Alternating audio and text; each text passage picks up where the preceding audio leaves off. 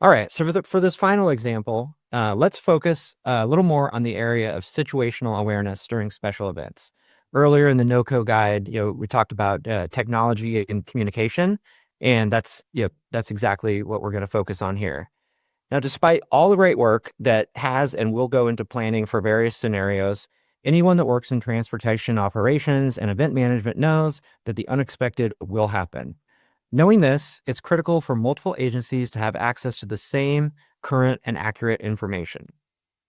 Working from the same script is paramount here.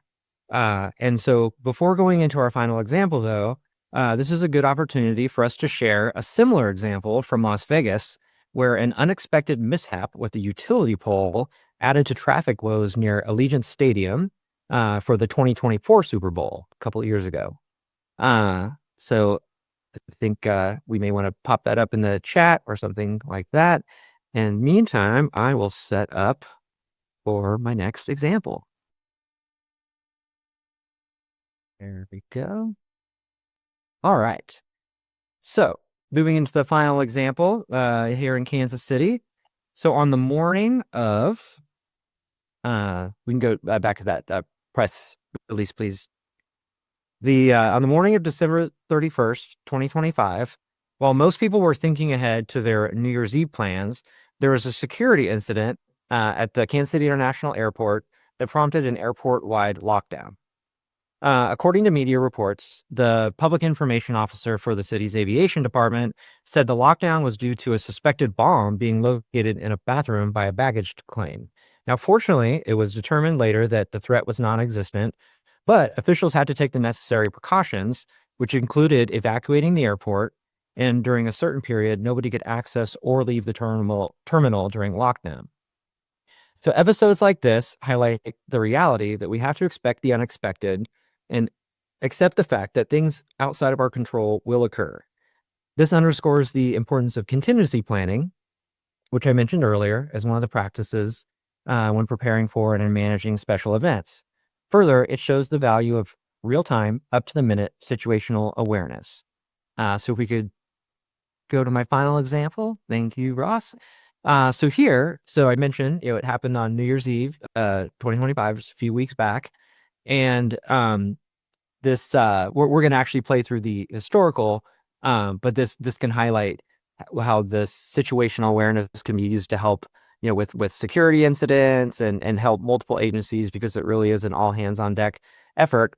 And obviously an airport is a great example because travelers and even just the general residents are going to be using this important facility, throughout the tournament and throughout different special events. So if I read the reports right, I think the sort of alert came in around 9 a.m. So you can see here there's a time slider at the base here, and I'm again I'm comparing to like a typical day in January of 2026. We could also compare to a typical day in December. Maybe we'll do that. And I'm just going to slowly step through the time here. And even though this is only going to take a few seconds, you can probably have an appreciation for how this was, a lot of information unfolding very quickly. And it was difficult to communicate and challenging to communicate, what impact is this actually having on mobility? So as I step through, you can see probably by about 10:30, 10:45, it really starts to light up. So anything that lights up in yellow or red is basically saying these are speeds that are atypical and below normal. So already by 10:45, you can see the effects, spillback effects this is starting to have. For folks not familiar with our area, the cell phone waiting lot is located over here. So it's not surprising that these back roads are starting to get congested. That kind of continues. It really starts to pick up around 11:15, 11:30, 11:45. Quite a bit locally, probably people finally dumping out when the concern or the warning was lifted. And then really by 12:30, 1 o'clock, it's all back to normal. So it's fortunately a good ending to something that could have been a lot more of a headache. It could have lasted all day or multiple days.